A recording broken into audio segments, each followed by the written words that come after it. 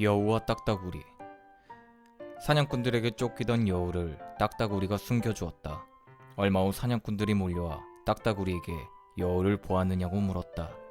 딱따구리는 사냥꾼들에게 여우가 숨은 곳을 가리키며 여우를 본 적이 없다고 말했다. 사냥꾼들은 딱따구리의 손짓을 보지 못한 채 그 말만 믿고 다른 곳으로 갔다. 사냥꾼들의 모습이 보이지 않자 딱따구리의 집에서 나온 여우는 아무 말도 하지 않았다. 딱따구리는 목숨을 구해주었는데도 감사할 줄 모른다고 여우를 비난했다. 그러자 여우가 이렇게 대답했다. 당신의 말과 행동이 같았다면 나는 고맙다는 말을 100번이라도 했을 거요. 옳은 말을 외치는 사람일수록 경계가 필요하다. 어린 사슴과 포도넝쿨. 사냥꾼들에게 쫓기던 어린 사슴이 포도넝쿨 속으로 숨었다. 포도넝쿨이 무성했기 때문에 사슴은 자기 몸이 충분히 가려졌다고 믿고 잎을 씹어먹기 시작했다. 잎새들이 부스럭거리는 소리를 듣고 사냥꾼들이 되돌아왔고 포도넝쿨 속에 암사슴이 숨어있다고 생각한 사냥꾼은 포도넝쿨 속으로 화살들을 쏘았다. 화살 하나가 사슴의 심장을 꿰뚫었다. 마지막 숨을 거두기 전에 암사슴이 이렇게 말했다. 모두 내 잘못이야. 나를 구해준 넝쿨을 해치지 말았어야 했어. 속담과 방심은 화를 부르게 마련이다. 자기 그림자에 심취한 늑대. 어느 날 늑대가 아무도 살지 않은 한적한 곳을 어슬렁거리고 있었다. 마침 해가 지평선 아래로 가라앉고 있었다. 늑대는 길어진 자기 그림자를 보고 말했다. 저거 봐. 이렇게 몸집이 큰 내가 사자 따위를 두려워해? 이 정도의 덩치라면 동물의 왕이 못 될 이유가 없지. 한참 동안 늑대가 그런 생각에서 헤어나지 못하고 있을 때 힘센 사자가 갑자기 그를 덮치고 말았다. 오만은 불행의 원천이다. 여우와 악어. 여우와 악어는 서로 자기 조상이 더 훌륭하다고 우겼다. 악어는 자기 조상들을 설명하면서 몸을 최대한으로 늘렸다. 또 자기 조상들은 뛰어난 몸매를 갖고 있었다고 자랑했다. 그러자 여우가 이렇게 대꾸했다. 알고 있어. 얼마나 운동을 많이 했으면 네 몸이 온통 갈라졌겠어. 거짓말쟁이는 그 행동 때문에 들통나는 법이다. 늑대와 개. 늑대가 커다란 나무 목걸이를 찬 개를 보고 물었다. 누가 너를 그렇게 줄에 매어 먹여주는 거냐? 개가 대답했다. 사냥꾼이야. 오 신이여, 굶주림과 무거운 멍에는 물론이고 사냥꾼의 소나기에서도 늑대들을 보호해 주시옵소서. 불행에 빠지면 배가 불러도 즐겁지 않다. 어부를 흉내낸 원숭이. 높은 나뭇가지에 앉은 원숭이가 강에서 그물을 치는 어부들을 바라보았다. 호기심 많은 원숭이는 어부가 무슨 일을 하는지 더욱 궁금해졌다. 어부들은 점심시간이 되자 그물을 강에 던져둔 채 점심 식사를 하러 갔다. 원숭이는 나무에서 내려가 어부들이 하던 모습을 그대로 흉내를 냈다. 원숭이가 그물에 손을 대자마자 그만 몸이 그물에 얽혀 물속에 빠져버렸다. 뒤늦게서야 원숭이는 자신의 어리석음을 탄식하며 말했다. 난 죽어도 싸. 고기 잡는 법을 배우지도 않은 주제에 고기를 잡으려고 했으니. 잘 알지도 못하는 일에 참견하면 손해만 본다. 말과 황소와 개와 사람의 수명. 제우스가 사람을 만들었을 때 그에게 매우 짧은 수명을 주었다. 그러나 사람은 지능을 이용해서 집을 짓고 추운 겨울이 되어도 그 안에서 따뜻하게 지냈다. 어느 날 몹시 추운 데다가 비까지 퍼부어 말은 도저히 견디지 못하게 되었다. 그래서 사람이 사는 집으로 달려가서 비를 피할 곳을 제공해달라고 간청했다. 그러나 사람은 한 가지 조건을 달았다. 즉, 말의 수명에서 일부를 떼어달라는 것이었다. 말은 기꺼이 자기 수명의 일부를 사람에게 주었다. 얼마 지나지 않아서 황소가 나타났다. 황소도 지독한 겨울 추위를 견딜 수가 없었던 것이다. 사람은 황소의 수명에서 여러 해 떼어주지 않으면 요청을 받아들이지 않겠다고 말했다. 황소는 여러 해를 떼어서 사람에게 주고 피난처를 제공받았다. 얼어 죽을 지경이 된 개가 맨 나중에 찾아왔다. 개도 몇 해를 떼어서 사람에게 주고 안으로 들어갔다. 이렇게 해서 사람은 원래 제우스에게 받은 생애 동안은 순진하고 착하며, 말에게 받은 기간 동안은 멋지고 자존심이 강하며, 황소에게 받은 기간 동안은 기꺼이 규칙에 복종한다. 그러나 개에게 받은 기간 동안에는 불평을 하고 화를 잘 낸다. 화를 잘 내는 노인은 개와 같다. 사자와 야생 숫돼지. 몹시 더워서 갈증이 심해지는 여름날, 사자와 야생 숫돼지가 작은 샘으로 물을 마시러 갔다. 그들은 누가 먼저 물을 마셔야 될지 다투었고 드디어 죽느냐 사느냐 하는 결투가 벌어졌다. 그러나 한참 싸우다가 숨을 돌리려고 잠시 싸움을 멈추었을 때 그들은 어느 한쪽이 쓰러지면 그것을 잡아먹으려고 독수리들이 근처에서 도사리고 있는 것을 보았다. 그래서 사자와 숫돼지는 상대방에 대한 증오심을 버리고 이렇게 말했다. 우린 독수리와 까마귀의 밥이 되는 것보다 서로 친구가 되는 게 더 좋아. 다투고 싸우면 양쪽이 다 손해를 보게 마련이다. 배은망덕한 양. 양치기가 양떼를 도토리 나무가 우거진 숲으로 몰고 들어갔다. 도토리가 많이 열린 거대한 도토리 나무를 발견한 양치기는 양떼를 풀어놓고 나무 위로 기어 올라가 나뭇가지를 흔들어 도토리를 아래로 떨어뜨렸다. 도토리를 먹던 양들은 실수로 양치기 외투마저 뜯어먹고 말았다. 나무에서 내려온 양치기는 자기 외투가 없어진 것을 알고 소리쳤다. 이 망할 놈들아, 다른 사람에게는 옷을 해입으라고 양털을 제공하면서 내 옷을 뺏어간단 말이냐. 남들에게 선심을 쓰면서도 가까운 가족과 친척에게는 인색하게 군다. 물총새. 물총새는 고독을 좋아하는 새이다. 물총새는 사냥꾼에게 잡히지 않기 위해 강둑이나 바닷가 바위에 둥지를 튼다. 어느 날 물총새 한 마리가 알을 품으려고 바다로 뻗어나간 육지로 날아가서 바다 쪽으로 툭 튀어나온 바위에 둥지를 틀었다. 어미새가 새끼들의 먹이를 구하러 간 사이에 폭우가 쏟아졌다. 강한 바람에 파도가 거세어져서 물총새의 둥지를 덮쳐버렸다. 둥지는 물에 잠겼고 새끼 새들은 모두 죽었다. 어미 물총새는 둥지가 없어지는 것을 발견하고 통곡했다. 이 무슨 불행인가. 사냥꾼을 피하기 위해 바닷가에다가 보금자리를 꾸몄는데 고약하게도 바다가 배신을 하다니. 적보다도 친구가 당신에게 더 위험한 경우가 있다. 잘난 척하는 여우. 어느 날 6마리의 여우가 메안데르 강둑에 모여 목을 축이려고 했다. 엄청난 소리를 내며 흘러가는 강물을 보자 그들은 겁을 집어먹고 급류의 위험에 관해 떠들어대기만 하며 감히 강물에 접근하지 못했다. 그중 한 마리가 다른 친구들의 비겁함을 조롱하며 자신의 용기를 부어줄 좋은 기회라고 생각했다. 그는 그들 가운데서 자기가 가장 용감하다고 주장했다. 그 주장을 증명해 보이기 위해 그는 세차게 흐르는 강물에 뛰어들었다. 둑에 있던 나머지 여우들이 소리쳤다. 기다려. 우리가 안전하게 물을 마실 수 있는 곳을 알려줘야지. 급류에 휩쓸려 가던 여우가 큰 소리로 대꾸했다. 난 밀레투스에 있는 아폴로 신탁을 위한 긴급한 전달 사항을 가지고 있어. 지금 당장 아폴로에게 전달해야 되거든. 나중에 내가 돌아오면 그때 너희에게 물 마실 장소를 가르쳐 줄게. 허풍을 떨다가 자기 목숨마저 위태롭게 만드는 사람이 있다. 늙어 빠진 사자. 늙어 빠진 사자가 땅바닥에 사지를 쭉 뻗은 채 누워서 마지막 숨을 몰아쉬었다. 병든 사자를 보고 숫돼지는 복수를 하기 위해 어금니로 사자를 물었다. 다음에는 황소가 뿔로 받아 복수했다. 사자가 보복할 능력이 전혀 없다고 생각한 당나귀도 뒷발로 사자의 얼굴을 걷어찼다. 그러자 죽어가던 사자가 당나귀에게 소리쳤다. 너 같은 놈에게 발로 차인다는 건 2번 죽는 것과 같아. 모든 사람에게 자비를 베푸는 마음을 가져라. 황소들의 반란. 옛날에 황소들이 회의를 열어 백정들을 모조리 없애버리기로 결정했다. 백정들의 기술은 자기들을 죽이기 위해 연마된 것이라고 떠들었다. 그래서 그들은 전투 준비를 하기 위해 뿔을 날카롭게 갈았다. 그러자 쟁기를 끌며 오랫동안 일했던 매우 늙은 황소가 이렇게 충고했다.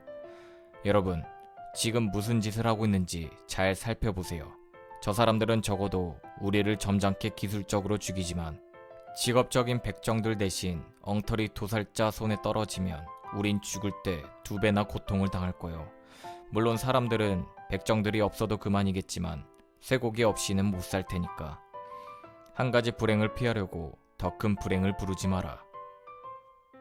바퀴에 깔려 죽은 개구리. 개구리 2마리가 서로 이웃해서 살고 있었다. 한 마리는 길에서 멀리 떨어진 깊은 연못에서 살고 있었고, 다른 한 마리는 길 한가운데 고여있는 작은 물 웅덩이에서 살고 있었다.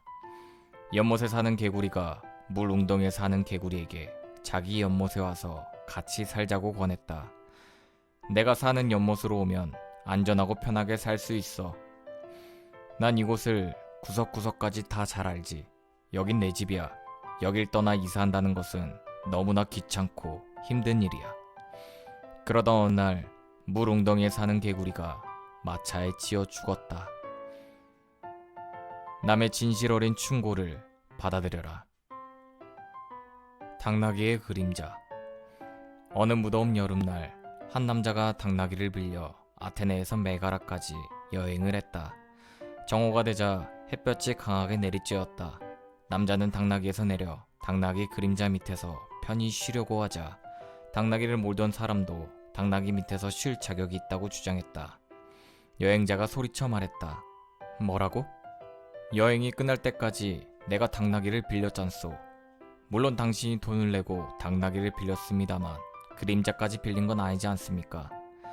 그들이 말다툼을 하고 있는 사이에 당나귀는 뒷걸음질을 하더니 멀리 달아나고 말았다. 껍데기를 놓고 싸우면 알맹이를 잃게 된다. 종달새. 어미 종달새가 밀밭에 둥지를 틀고 추수하는 사람들이 오는지 감시했다. 그리고 먹이를 찾으러 나갈 때마다 새끼들에게 자기가 없는 동안에 들은 이야기를 모두 자기에게 알리라고 일렀다. 어느 날 어미 종달새가 멀리 간 사이에 밭주인이 와서 둘러보고 이렇게 말했다. 이웃 사람들을 불러서 추수할 때가 되었군. 어미 종달새가 돌아오자 새끼들은 그 이야기를 전해주고 빨리 이사하자고 졸라댔다. 그러자 어미 종달새가 이렇게 말했다. 그가 이웃 사람들을 불러오겠다고 했다면 추수할 때까지 아직 시간이 충분해. 다음날 다시 찾아온 주인은 햇빛이 더 강하고 곡식이 한층 더 익었는데 아무도 추수하러 오지 않는 것을 보고 이렇게 말했다. 한시도 놓칠 순 없다. 이웃 사람들은 못 믿겠어. 그러니 친척들을 불러와야겠군. 그리고 곁에 서 있던 아들에게 지시했다. 내일 아저씨들과 사촌들을 불러와라. 새끼 종달새들은 더욱 겁을 집어먹고 어미 종달새에게 당장 떠나자고 졸라댔다. 그러나 어미 종달새는 태어냈다.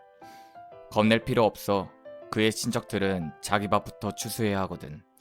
그렇지만 다음에 그가 하는 말은 주위에서 듣고 내게 알려라. 다음날 밭에 온 주인이 아들에게 이렇게 말했다. 이웃이든 친척들이든 이제 더 기다릴 수가 없어. 일꾼들을 고용해서 내일 우리가 직접 추수하자. 그 말을 전해 들은 어미 종달새가 이렇게 말했다. 이젠 우리가 떠날 때가 되었다. 어떤 사람이 다른 사람에게 의존하지 않고 자기가 직접 일을 하겠다고 결심했다면 그는 정말 그렇게 하거든. 자기 손으로 직접 해결하는 것이 가장 효과적인 방법이다. 전쟁터에 나가는 말. 화려한 마구를 갖춘 말이 전쟁터를 향해 요란하게 말굽 소리를 내면서 달려갔다. 등에 잔뜩 무거운 짐을 지고 터벅터벅 길을 걷던 당나귀는 말을 몹시 부러워했다. 자만심에 찬 말이 소리쳤다. 길을 비켜라. 안 비키면 짓밟아 주태야. 당나귀는 아무 말도 못하고 길가로 비켜섰다. 그런 일이 있은 지 얼마 후 전쟁터에 나갔던 그 말이 전혀 다른 모습으로 나타났다. 주인은 전사하고 말은 부상을 입었다. 게다가 그 말이 다리를 절고 눈이 멀었기 때문에 새 주인의 사나운 채찍에 맞아가면서 무거운 짐을 나르지 않으면 안 되었다. 남을 경멸하면 벌을 받는다. 염소와 당나귀. 어떤 사람이 염소와 당나귀를 기르고 있었다. 주인이 당나귀에게 더 좋은 음식을 갖다 주자 염소가 질투심에 사로잡혀 당나귀에게 말했다. 당신 인생은 연자방 하나 돌리고 무거운 짐을 나르는 것밖에 되지 않으니 끝없는 고생길에 불과한 것이오. 염소는 당나귀에게 간질병이 걸린 척하고 구덩이에 쓰러지면 얼마간 쉴 수 있을 것이라고 충고해 주었다. 그 말을 들은 당나귀는 일부러 온몸에 심한 멍이 들도록 했고, 그를 본 주인이 수의사를 불러 상처를 치료할 방법을 물었다. 수의사는 염소의 허파를 다려서 먹이면 틀림없이 당나귀가 건강을 회복할 것이라는 처방을 내렸다. 주인은 서슴없이 염소의 허파를 당나귀에게 먹였다. 남을 해치려는 자는 오히려 자기 자신을 망치고 만다. 여우와 포도. 배가 고파서 죽을 지경이 된 여우가 포도나무에 매달린 포도송이를 따먹고 싶었지만 손이 닿지 않았다. 여우는 혼잣말로 위로를 삼았다. 저것들은 아직 안 익었어. 때로는 자기 합리화가 불만을 없애준다. 모기와 사자. 어느 날 모기가 사자에게 말했다. 난 너 따위는 무섭지 않아. 나보다 네가 더 강하다고 믿지 않으니까. 네가 나보다 더 힘이 세다면 증거를 대봐.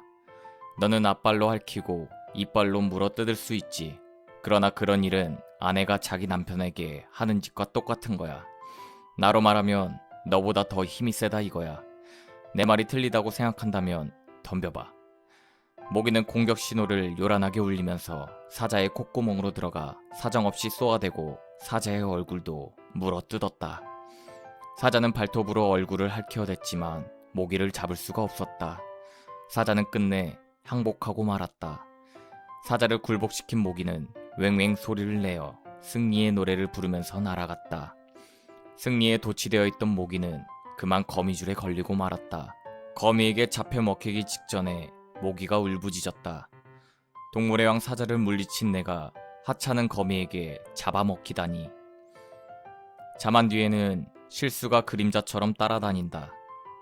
태양의 결혼식과 개구리들. 여름철이 되자 사람들은 태양의 결혼식을 축하하고 있었다. 모든 짐승들이 잔치에 참석해서 즐겁게 놀았지만 개구리들은 함께 어울려 기뻐하지 않았다. 개구리들은 이렇게 소리치며 불평했다. 이 바보들아, 태양은 우리가 사는 이 늪지대를 모두 말라붙게 만들었다. 태양이 결혼해서 자녀들을 낳는다고 생각해봐. 우리가 얼마나 더 지독한 고통을 당할지를. 사태를 직시하는 해안이 필요하다. 여우와 원숭이의 조상자랑. 여행을 같이 하던 여우와 원숭이가 서로 자기 조상의 지위가 더 높다고 우기면서 다투었다.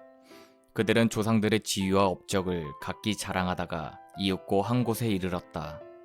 원숭이가 누나를 이리저리 굴리면서 한숨을 내쉬었다. 여우가 이유를 묻자 원숭이는 수많은 묘비를 가리키면서 말했다. 우리 조상들이 거느리던 노예들에게 바쳐진 저 기념비들을 바라보자니 울음을 참기가 너무 힘들어서 그래. 여우가 짓궂은 어조로 쏘아붙였다. 아 그래? 마음대로 거짓말해도 좋아. 네 말을 부인하려고 일어난 사람은 저기 하나도 없으니까. 거짓말쟁이는 자기 말을 수긍할수록 과장해서 말한다. 고양이와 수탉. 고양이가 수탉을 잡은 후 그럴듯한 구실을 대고 잡아먹으려고 했다. 고양이는 꾀를 써서 수탉이 밤마다 울어대서 사람들의 잠을 방해하고 못살게 군다고 비난했다. 그러나 수탉은 사람들에게 도움이 되기 위해서 그러는 것이라고 변명했다. 자기가 사람들을 잠에서 깨우는 것은 그들이 평소에 하던 일을 계속하도록 하려는 것이라고 말했다. 그러자 고양이는 다른 죄를 뒤집어 씌웠다. 수탉이 자신의 어머니와 누이들과 관계를 맺어서 대자연을 모독했다는 것이다. 수탉은 자기 주인의 이익을 위해서 자기가 그런 일을 했다고 변명했다. 자신의 그런 행위 때문에 암탉들이 알을 낳을 수 있다고 말했다. 마침내 고양이가 고함쳤다. 그렇다면 좋아. 네가 그렇게 변명을 한다고 널 못 잡아먹을 줄 알아? 악한 사람은 자기 행위를 항상 정당화시킨다. 여우와 뱀. 여우는 무화과 나무 아래에서 단잠을 자고 있는 기다란 뱀에게 한눈에 반했다. 자기도 늘씬하고 길게 쭉 뻗은 몸매를 갖고 싶었던 여우는 뱀 옆에 드러누워서 몸을 늘리기 시작했다. 결국 여우는 힘껏 몸을 늘리다가 두토막이 나고 말았다. 뱁새가 황새 쫓아가다가 가랑이 찢어진다. 자살을 포기한 토끼들. 어느 날 산토끼들이 모여 늘 불안하게 사는 자기들의 신세를 한탄했다. 우린 결국 사람, 개, 독수리, 그리고 다른 짐승들의 먹이밖에 될 수 없어. 이렇게 겁에 질려 사느니 우리 모두 한꺼번에 죽어버리는 게 낫지 않을까? 그들은 만장일치로 모두 물에 빠져 죽기로 약속했다. 그들이 연못으로 달려가 몸을 던지려고 할 때 연못가에 모여있던 개구리들은 토끼 군단이 달려오는 소식을 듣고 겁이 나서 물속으로 뛰어들었다. 토끼 군단의 우두머리가 개구리들의 모습을 보고 이렇게 말했다. 모두 멈추시오. 우린 자살할 필요가 없습니다. 자, 와서 보세요. 우리보다 더 겁이 많은 짐승들이 여기 있습니다. 사람은 자기보다 더 불행한 사람을 보고 위로를 받는다. 까치와 까마귀. 까마귀는 사람들에게 미래를 일어날 일과 그 조짐들을 알려주는 까치가 무척 부러웠다. 까마귀는 까치처럼 사람들에게 인정을 받고 싶었다. 까마귀는 여행객들이 지나가자 나뭇가지에 걸터 앉아 큰 소리로 울었다. 그 소리를 들은 여행객들은 몸을 돌리더니 크게 놀라며 이렇게 말했다. 자, 가던 길을 계속합시다. 저건 까마귀에 불과해요. 저 소리는 미래를 알려주지 않습니다. 누구에게나 자기에게 맞는 자리가 있는 법이다. 고양이 목에 방울 달기. 고양이에게 시달리다 지친 쥐들이 모여 회의를 열고 고약한 고양이를 피하는 가장 좋은 방법이 무엇인지 토론했다. 수많은 의견이 나왔지만 하나도 채택되지 못했다. 드디어 어린 쥐가 나서더니 고양이 목에 방울을 달면 고양이가 나타날 때 방울 소리를 미리 듣고 도망칠 수 있을 것이라고 말했다. 모든 쥐들이 박수를 치면서 그것이 제일 좋은 방법이라고 찬성했다. 그러자 회의 내내 구석에서 아무 말도 않고 있던 늙은 쥐가 자리에서 일어나 그 방안이 너무나 독창적이고 또 틀림없이 성공할 것으로 본다고 말했다. 그러나 그는 이렇게 질문했다. 꼬리 잘린 여우. 덫에 걸렸다가 꼬리가 잘린 여우는 너무나 창피해서 앞으로 어떻게 살아야 좋을지 막막했다. 그는 꾀를 내어 다른 여우들의 꼬리도 모두 잘라버리면 자기의 약점을 감출 수 있을 거라 생각했다. 어느 날 꼬리 잘린 여우는 친구들을 한자리에 모아놓고 긴 꼬리는 보기도 싫을 뿐만 아니라 무거워서 끌고 다니기도 불편하고 아무짝에도 쓸모가 없는 군더더기라고 주장하며 그들에게 꼬리를 자를 것을 권했다. 그 말에 우두머리 여우가 말했다. 이봐, 너에게 이익이 되지 않는다면 우리에게 그런 것을 권하지 않았을 거야. 자기 이익을 위해 충고하는 사람을 경계하라. 배신한 개구리. 땅에 사는 쥐가 개구리와 불행한 우정관계를 맺게 되었다. 어느 날 개구리가 나쁜 마음을 품고 쥐의 다리를 자기 다리에 묶었다. 처음에는 옥수수를 먹기 위해 둘이 땅 위를 뛰어다니다가 연못가에 이르렀다. 개구리는 물에서 요란한 소리를 내면서 놀다가 쥐를 연못 바닥으로 끌고 내려갔다. 결국 그 쥐는 물을 잔뜩 먹고 몸이 불어서 익사하고 말았다. 잠시 후 개구리 다리에 묶인 채 죽은 쥐의 몸이 물 위로 떠올랐다. 그것을 본 매가 아래로 내려와서 발톱으로 채워갔다. 개구리도 같이 잡혀 매의 밥이 되고 말았다. 정의는 모든 것을 감시하고 각자에게 공평한 몫을 나누어 준다. 연못의 개구리. 개구리 두 마리가 연못에서 살고 있었다. 무더운 여름이 시작되자 연못물이 차츰차츰 줄어들더니 바닥이 드러났다. 개구리들은 다른 물을 찾으러 나섰다. 이리저리 찾아다니다 매우 깊은 우물을 발견했다. 이 정도라면 끄떡 없겠는걸? 우리 당장 내려가서 살자. 다른 개구리가 대꾸했다. 만약 이 우물도 말라버린다면 우린 다시 올라올 수 없을 거야. 돌다리도 두드려보고 건너라. 독사와 물뱀 히드라. 독사가 샘에 가서 물을 자주 마셨다. 그러자 샘에서 사는 물뱀 히드라는 자기 영역을 침범한 독사가 더 이상 오지 못하게 막기로 작정했다. 둘 사이에 원한이 깊어지자 드디어 결투를 하기로 했다. 누가 이기든 이기는 쪽이 그 일대의 땅과 샘을 차지하기로 한 것이다. 그들은 결투 날짜를 정했다. 물뱀을 미워하던 개구리들은 독사를 찾아가서 자기들이 그의 편이 되어줄 테니 용기를 내라고 격려했다. 결투가 시작되고 독사가 물뱀과 엎치락 뒤치락하며 싸웠다. 개구리들은 아무것도 거들어줄 수 없었기 때문에 목청을 돋구어 개골개골 울어대기만 했다. 독사가 싸움에서 이긴 후 개구리들을 비난했다. 개구리들이 자기 편을 들어 싸워주기로 약속하고는 도와주기는커녕 노래만 부르고 있었다고 말이다. 그러자 개구리들이 이렇게 대꾸했다. 우리의 응원 소리를 못 들었소? 눈에 보이지 않는 지원도 잊지 말아야 한다. 어리석은 여우. 몹시 굶주린 여우가 목동들이 참나무 구멍 속에 남겨둔 빵 조각과 고기를 발견하고 억지로 비집고 들어갔다. 정신없이 먹어치운 여우는 구멍 밖으로 나오려 했으나 나올 수가 없었다. 그는 통곡하면서 자기 운명을 한탄했다. 마침 그곳을 지나가던 다른 여우가 그에게 다가가 무슨 일인지 물었다. 내막을 알고 난 여우가 이렇게 말했다. 걱정할 게 뭐 있어? 몸이 홀쭉해질 때까지 기다렸다가 나오면 되지. 시간이 악이다. 사슴과 동굴 속의 사자. 사냥꾼들에게 추격을 당하던 사슴이 사자가 살고 있는 동굴 입구에 이르렀다. 사슴은 몸을 숨기려고 굴 속으로 들어갔다가 사자에게 잡혔다. 잡아먹히기 직전 사슴이 이렇게 소리쳤다. 사람들을 피해 달려온 곳이 야수의 발톱 밑이라니. 작은 위험을 피하려다가 더 큰 위험을 만나는 경우가 종종 있다. 사랑에 빠진 사자. 어느 날 사자가 농부의 딸을 사랑하게 되어 농부에게 딸을 달라고 청혼했다. 난폭한 야수에게 자기 딸을 내주겠다고 말할 수도 없고 또 그렇다고 야수의 요구를 거절할 수도 없었던 농부는 한 가지 묘안을 생각해냈다. 사자가 계속해서 독촉하자 농부는 사자가 자기의 딸의 남편이 될 자격이 충분하지만 한 가지 조건이 있다고 말했다. 딸이 당신의 날카로운 이빨과 발톱을 너무 무서워하니 이빨과 발톱을 모조리 뽑은 후 다시 와서 청혼하시오. 그러면 내 딸을 당신에게 줄 것이오. 사자는 농부의 딸에게 흠뻑 빠져 있었기 때문에 기꺼이 이빨과 발톱을 뽑은 후 농부에게 찾아갔다. 그러자 농부는 사자를 실컷 두들겨 팬 뒤 문 밖으로 내쫓아 버렸다. 무슨 일이든 너무 깊게 빠지면 사리 판단이 흐려지는 법이다. 화살에 맞은 독수리. 깎아지른 듯한 바위 꼭대기에서 독수리 한 마리가 산토끼를 찾아내려고 두리번거리고 있었다.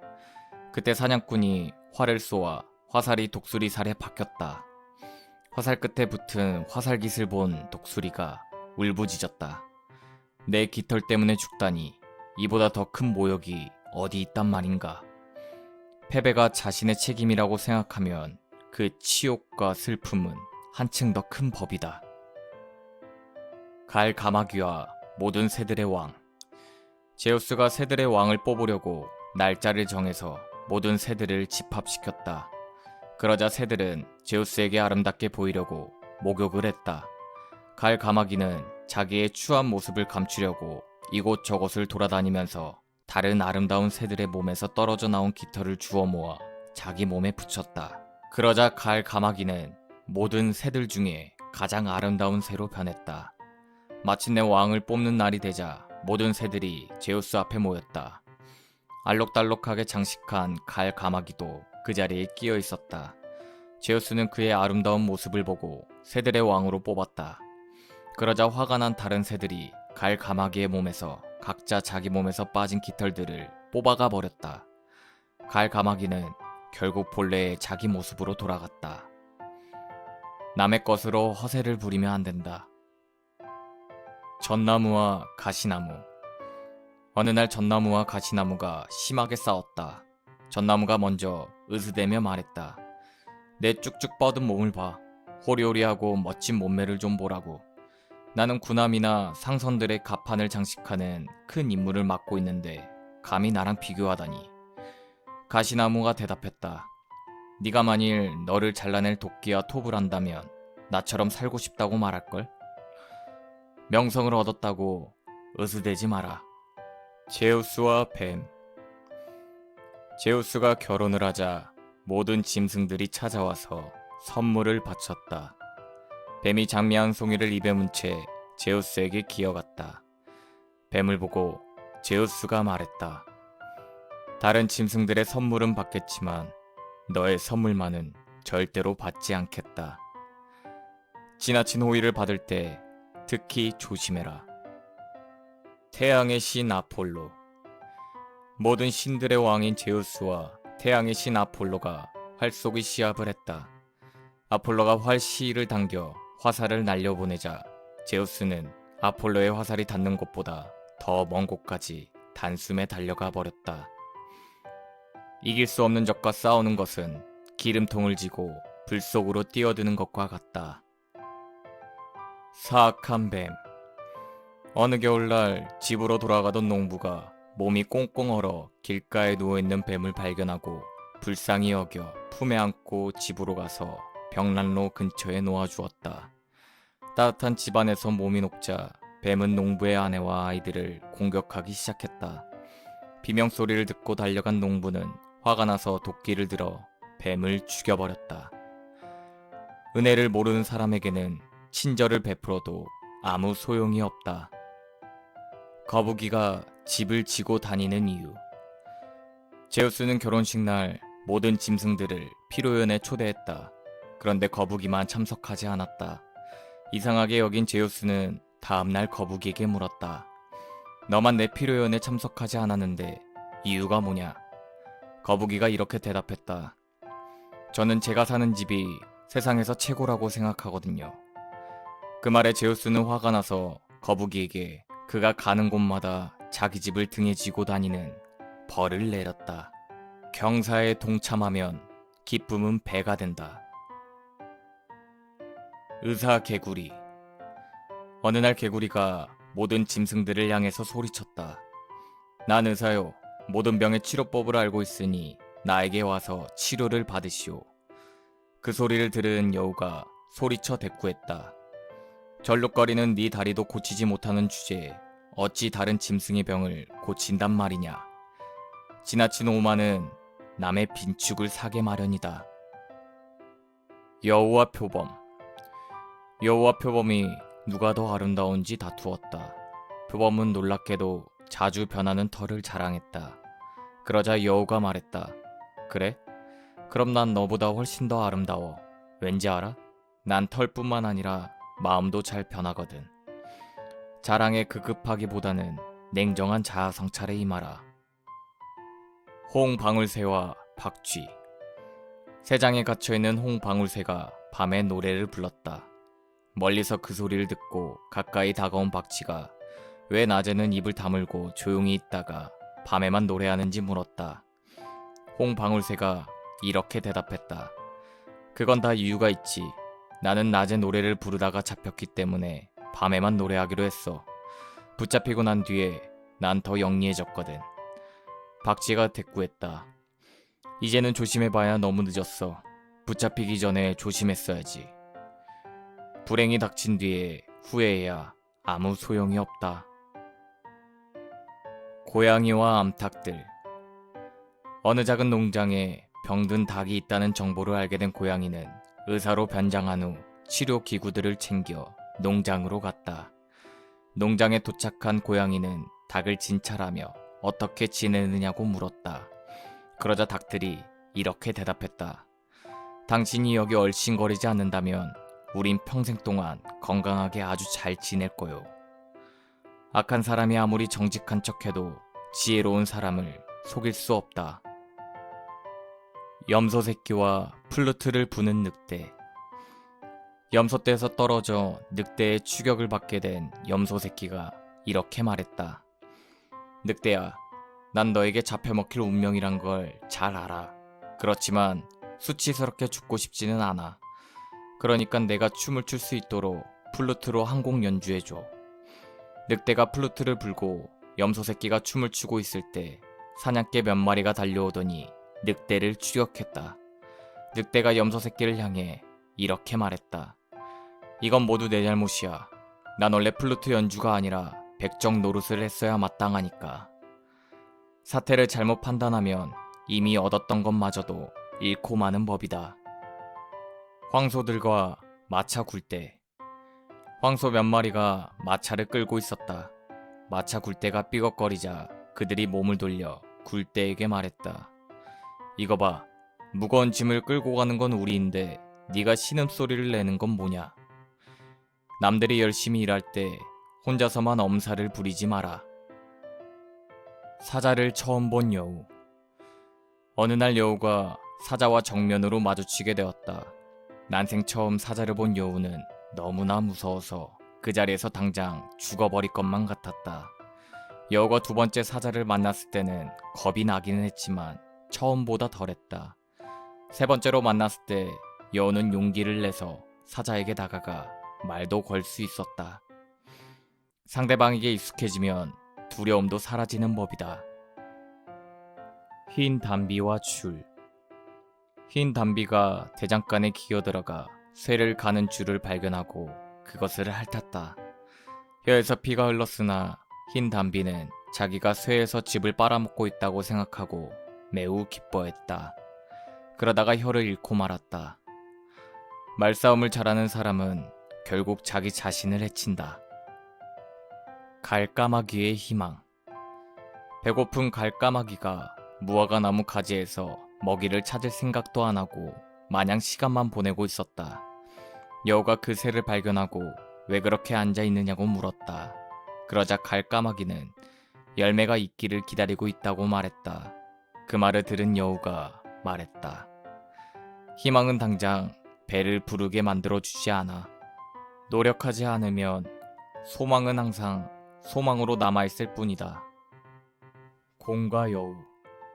하루는 곰이 여우에게 큰 소리를 쳤다. 나는 죽은 사람은 절대로 안 먹어. 내가 얼마나 인간을 사랑하는지 알겠지? 여우가 쏘아붙였다. 난 네가 산 사람보다 죽은 사람을 뜯어먹게 되기를 하늘에 빌겠어. 탐욕스러운 사람은 위선과 허영으로 무장한다. 독수리와 갈까마귀. 높은 절벽에서 날아내려온 독수리가 어린 양 한 마리를 덮쳤다. 그 광경을 지켜보고 있던 갈까마귀가 경쟁심에 불타 자기도 따라하기로 결심했다. 갈까마귀는 요란한 소리를 내면서 양을 덮쳤다. 갈까마귀 발톱이 곱슬곱슬하고 두터운 양털에 박히기는 했지만 아무리 날개를 퍼덕여도 날아오를 수가 없었다. 그때 잠에서 깨어난 양치기가 허겁지겁 달려가 갈까마귀를 잡았다. 양치기는 갈까마귀의 날개 끝을 잘랐다. 저녁 때가 되자 새를 들고 집으로 돌아가 아이들에게 보여주었다. 아버지, 그게 무슨 새예요? 갈까마귀 같은데 독수리처럼 양을 낚아채고 있더라고. 힘있는 사람과의 경쟁은 조롱거리밖에 되지 않는다. 황금알을 낳는 닭. 황금알을 낳는 아름다운 암탉을 가진 남자가 있었다. 그는 암탉의 뱃속에 커다란 황금 덩어리가 들어있을 것이라고 생각해서 그 암탉을 잡아 죽였다. 그러나 암탉의 뱃속은 다른 닭과 조금도 다르지 않았다. 단숨에 큰 재산을 얻으려다가 그는 이미 확보했던 작은 이익마저도 잃고 말았다. 탐욕을 만족시켜 줄 수 있는 것은 하나도 없다. 돌고래들과 고래들의 전쟁, 그리고 모샘치들. 돌고래들과 고래들이 싸움을 벌였다. 싸움이 더욱 치열해지자 아주 작은 생선인 모샘치가 수면 위로 고개를 내밀고 양쪽을 화해시키려고 했다. 그러자 돌고래 한 마리가 쏘아붙였다. 너를 중재자로 두는 것보다는 우리끼리 싸우다가 죽는 것이 덜 수치스러워. 싸움을 말리려고 끼어든 사람은 아무것도 아닌 주제에 자기를 과대평가한다. 지붕 위에 염소 새끼. 지붕 위로 올라가게 된 염소 새끼가 지나가던 늑대를 보고 놀려대기 시작했다. 그러자 늑대가 이렇게 말했다. 야 이놈아, 나를 조롱하는 것은 네가 아니라 네가 서 있는 바로 그 지붕이란 걸 알아라. 자기보다 더 강한 사람에게 감히 맞서려고 한다. 여우와 개. 여우가 양떼 속에 슬쩍 기어들어가 어린 양 한 마리를 손으로 잡았다. 그리고 그 어린 양을 어미 젖꼭지에서 떼어내 쓰다듬어 주는 척을 했다. 그러자 양떼를 지키는 개가 물었다. 너 지금 뭐하고 있는 거니? 여우가 대답했다. 그냥 쓰다듬어 주면서 같이 놀고 있어요. 개가 고함쳤다. 당장 그만둬. 쓰다듬어 주는 게 뭔지 내가 가르쳐 줄까? 어리석은 도둑의 꾀는 통하지 않는다. 황소 3마리와 사자. 황소 3마리가 초원에서 풀을 뜯고 있었다. 사자는 그들을 잡아먹고 싶어서 기회만 노리고 있었지만 그들이 항상 같이 몰려다니기 때문에 손을 쓸 수가 없었다. 그래서 사자는 모함하는 소문을 퍼뜨려 그들이 서로 미워하고 흩어지게 만들려고 했다. 이윽고 그들이 뿔뿔이 흩어지고 사자가 차례로 잡아먹었다. 뭉치면 살고 흩어지면 죽는다. 토끼와 거북이. 어느 날 토끼와 거북이는 달리기 경주를 하기로 했다. 둘은 출발 시간과 목적지를 정한 후 경주를 시작했다. 토끼는 빠른 자기 다리만 믿고 전혀 서두르지 않았다. 한참 가다가 길가에 누워 잠을 잤다. 그러나 거북이는 자기가 느리다는 것을 잘 알고 있었기 때문에 쉬지 않고 엉금엉금 기어서 잠자는 토끼를 따라잡았다. 결국엔 거북이가 먼저 목적지에 도착해서 경주에 이기게 되었다. 꾸준한 노력은 성공의 지름길이다. 노새의 아버지는 당나귀. 밀을 많이 먹고 몸이 뚱뚱해진 노새가 제멋대로 뛰어다니며 작은 소리로 중얼거렸다. 우리 아버지는 무서운 속도로 달리는 말이다. 난 어느 모로 보나 아버지를 닮았지. 어느 날 노새가 달리기 시합에 나가지 않을 수 없었다. 경주가 끝난 뒤 노새는 시무룩한 표정을 지었다. 자기 아버지가 당나귀라는 사실을 기억해낸 것이다. 인생이란 한치 앞을 내다볼 수가 없는 것이다. 말의 울음소리를 내는 매. 예전의 매는 요즘의 매와 달리 높고 날카로운 소리를 내며 울었다. 어느 날 말이 멋지게 우는 소리를 듣고 그 소리를 흉내내고 싶었지만 아무리 애써도 말처럼 소리를 낼 수가 없었다. 그와 동시에 매는 자기의 본래의 목소리조차 잃어버리고 말았다. 시기심에 사로잡힌 사람은 자기의 능력마저 잊는다. 참치와 돌고래. 돌고래의 추격을 받게 된 참치가 필사적으로 달아나면서 물방울을 사정없이 튀겼다. 돌고래가 막 참치를 잡아먹으려는 순간 참치는 있는 힘을 다해 몸부림치다가 그만 모래밭으로 튀어 올라갔다. 그 서슬에 돌고래도 역시 모래밭으로 튀어 올라가 둘은 나란히 누워있게 되었다. 마지막 숨을 몰아쉬면서 죽음을 기다리던 참치가 말했다. 난 이제 죽음도 두렵지 않아. 날 잡아먹으려던 놈도 죽게 되었으니까. 자기에게 불행을 가져다 준 사람도 같이 불행해지면 자신의 불행이 그리 역겹지가 않다. 말의 사료를 훔치는 말 사육사. 말 사육사가 말에게 먹일 밀을 가끔씩 시장에 내다 팔아먹곤 했다. 그는 사료를 훔친 날에도 하루 종일 말의 털을 빗질해주곤 했다. 그러자 말이 말했다. 날 멋진 말로 만들려면 내가 먹을 밀을 훔쳐가지 마세요. 탐욕스러운 사람은 남을 그렇듯하게 속이고 비위를 맞춘다. 전쟁터에도 못 나가는 기운 빠진 말. 전쟁이 나자 군인이 말에게 서류를 잘 먹이면서 힘들고 어려운 상황을 잘 대처해 나갔다. 그러나 전쟁이 끝나자 말은 잡일이나 하고 무거운 짐을 옮기며 겨우 밀집만 얻어먹을 뿐이었다. 그 후에 전쟁이 다시 터지자 주인은 말의 고삐를 채우고 갑옷을 입고 말에 올라탔다. 그러나 밀기운만 먹어서 기운이 빠진 말은 계속 비틀거렸다. 말이 주인에게 말했다. 이제 주인께서는 보병들과 함께 걸어야겠소. 당신이 날 당나귀로 만들어 놓고 이제는 다시 전쟁터로 내몰려는 거요? 안전하고 편할 때 불행을 잊지 마라. 늑대와 어린 양. 늑대가 시냇가에서 물을 마시는 어린 양을 보고는 잡아먹을 구실을 생각해내려고 했었다. 그래서 자기는 상류에 있는데도 불구하고 어린 양이 물을 흐려놓기 때문에 자기가 물을 마실 수가 없다고 주장했다. 어린 양은 자기는 오로지 혀끝으로만 물을 마시고 더욱이 자기는 하류에 있기 때문에 상류의 물을 흐리게 만들 수 없다고 항변했다. 자기의 계획이 물거품으로 돌아가자 늑대는 이렇게 시비를 걸었다. 넌 작년에 우리 아버지를 모욕했어. 작년에는 제가 태어나지도 않았어요. 늑대가 다시 입을 열었다. 네가 아무리 항변을 해도 소용없어. 난 어쨌든 널 잡아먹을 테니까. 남을 해치기로 결심한 사람 앞에서는 아무리 옳은 항변도 소용이 없다. 강물 속에서 똥을 싼 낙타. 물살이 빠른 강을 건너던 낙타가 물속에서 똥을 쌌다. 그리고 빠른 물살에 쓸려 자기보다 앞서가는 똥을 보고 이렇게 말했다. 내 뒤에 있던 것이 어떻게 나보다 먼저 가지? 바보가 똑똑한 사람보다 더 뛰어난 경우도 있다. 낙타와 코끼리와 원숭이. 짐승들이 모여서 왕을 뽑기로 했다. 낙타와 코끼리가 동물들 앞에서 서로 자기가 왕이 될 자격이 있으니 표를 달라고 했다. 낙타나 코끼리는 크고 힘이 좋아서 자신이 있었던 것이다. 그때 원숭이가 나서서 둘은 왕이 될 자격이 없다고 주장하면서 이렇게 말했다. 낙타는 나쁜 짓을 하는 자에게 한 번도 화를 낸 적이 없기 때문에 안 됩니다. 코끼리는 돼지 새끼를 너무 무서워해서 안 됩니다. 돼지 새끼를 무서워하면서 어떻게 우리를 보호할 수 있겠소? 고위직에 오르려면 사소한 일에도 방해를 받게 된다.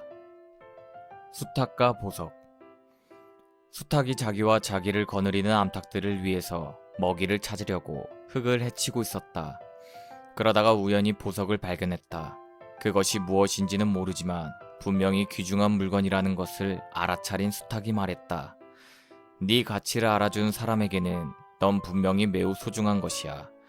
그렇지만 난 온 세상의 모든 보석보다 보리 하나를 더 원해. 보는 사람의 눈에 따라 물건의 가치가 달라진다. 투구풍뎅이 2마리. 황소 1마리가 살고 있는 작은 섬에서 투구풍뎅이 2마리가 황소의 똥을 먹고 살았다. 겨울이 되자 풍뎅이 1마리가 육지로 가고 싶다고 다른 풍뎅이에게 말하면서 육지에 먹을 것이 많으면 가져오겠다고 약속했다. 그리고 그 풍뎅이는 바다를 건너 육지로 갔다. 육지에는 짐승들의 똥이 많아서 그 풍뎅이는 실컷 먹고 살이 쪘다. 겨울이 지난 후에 그는 다시 자기가 살던 섬으로 돌아갔다. 그때 섬에 남아있던 풍뎅이가 살찐 그를 보고 먹을 것을 가져오겠다는 약속도 지키지 않았으며 그동안 한 번도 찾아오지 않았다고 비난했다. 그러자 이기적인 풍뎅이가 이렇게 말했다. 육지엔 먹을 것이 많았지만 그걸 가져올 수는 없었어. 말만 앞세우는 친구는 참된 친구가 아니다. 비버. 연못에 사는 네발 짐승 비버의 생식기는 병의 특효약으로 알려져 있다. 그래서 사람들은 비버만 보면 잡으려고 했다. 그 사실을 안 비버는 사람들이 나타나면 재빨리 달아났지만 위기를 당하면 자기 생식기를 물어뜯어서 그것을 사람에게 던져주고 목숨을 구했다. 강도를 만나면 지갑을 내주고 목숨을 구하는 것이 현명하다. 도둑들이 수탉을 죽이는 까닭. 도둑들이 어느 집에 수탉을 강탈해 와서 잡아먹으려 하자 수탉이 제발 살려달라고 애걸하면서 말했다. 나는 새벽에 잠든 사람들을 깨워서 일을 하도록 합니다. 사람들에게 유익한 나를 왜 잡아먹으려고 합니까? 그러자 도둑들은 이렇게 말했다. 네가 사람들을 깨우니까 우리가 도둑질을 할 수 없잖아. 악한 사람들이 없어질수록 선한 사람들이 덕을 본다. 개와 여우. 바다에서 해안으로 기어나온 개가 혼자 조용히 살다가 굶주린 여우한테 잡혔다. 개가 죽으면서 이렇게 말했다. 바다에서 살던 내가 어리석게도 육지에서 살 수 있다고 믿었다니. 분수에 넘친 일은 하지 않는 것이 좋다. 늙은 말의 신세. 늙은 말이 연자 방앗간 주인에게 팔려서 맷돌을 돌리게 되었다. 거대한 맷돌을 돌리기 위해 그에게 멍해가 지워지자 그는 신음하면서 소리쳤다. 경마장에서 달리던 내가 이젠 이런 신세로 전락하다니. 젊다고 자랑하지 마라. 여우와 고슴도치. 강을 건너가던 여우가 물결에 휩쓸려 좁은 바위 틈에 끼었는데 기운이 다 빠져서 오랫동안 빠져나올 수가 없었다. 엎친 데 덮친 격으로 말파리 떼가 달려들어 여우를 쏘아댔다. 마침 그곳을 지나가던 고슴도치가 불쌍한 생각이 들어 말파리 떼를 쫓아버렸다. 그런데 의외로 여우는 그런 짓을 하지 말라고 고슴도치를 말렸다. 고슴도치가 이유를 묻자 여우가 이렇게 대답했다. 여태껏 내 피를 빨아먹던 저 말파리들은 이미 배가 불렀지. 그러나 네가 그들을 쫓아버리면 굶주린 말파리들이 새로 달려들어 내 몸에는 피가 한 방울도 남아있지 않을 거야. 악독한 지배자를 쫓아버리면 더 악독한 지배자를 만나는 경우가 있다. 엄마개와 아기개. 엄마개가 아기개에게 이렇게 말했다. 옆으로 기어가지 말아라. 미끄러운 바위에 옆구리 부딪힐라.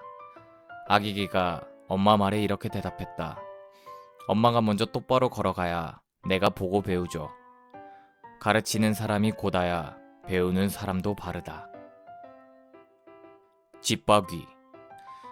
도금냥꽃이 만발한 숲에서 딸기를 쪼아먹던 집바귀가 달콤한 향기에 취해서 그곳을 떠날 수가 없었다.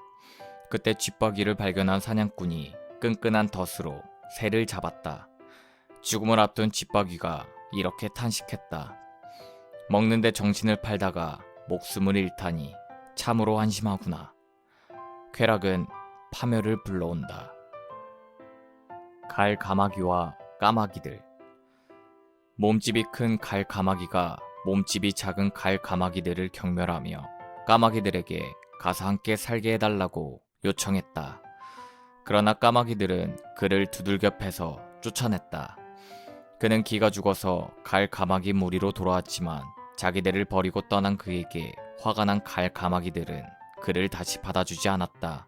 결국 그는 갈가마귀 무리와 까마귀 무리 양쪽에서 추방되고 말았다. 조국을 배신하면 갈 곳이 없다. 낙타와 제우스.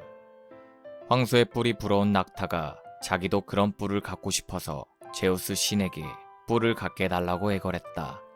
제우스 신은 낙타가 엄청난 체구와 힘을 갖고도 만족하지 못하고 욕심을 내는 것을 보고 크게 화가 나서 뿔을 주기는커녕 귀를 잘라냈다.